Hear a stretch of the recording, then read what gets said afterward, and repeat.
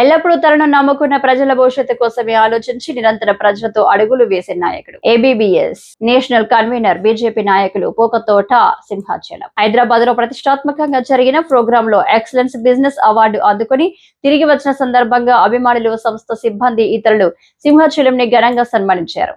ఈ సందర్భంగా సంస్థ ప్రతినిధి విష్ణుమూర్తి మాట్లాడుతూ కరోనా సమయంలో వారు ఆహారం, నీటిని అందించడం ద్వారా చాలా మందికి పనిచేసే సిబ్బందికి సహాయం చేశారు. పుస్తకాలు, ఆర్థిక సహాయం అందించడం ద్వారా చాలా మంది పేద విద్యార్థులకి సహాయం చేశారు. గోశాలను కూడా నిర్మించారు. ఈ ప్రోగ్రామ్ లో ఆర్గనైజేషన్ సిబ్బంది సూర్య, సింహాచలం, అడప శాంతి, ఎం ధనంజయ్ అభిమానులు పాల్గొన్నారు.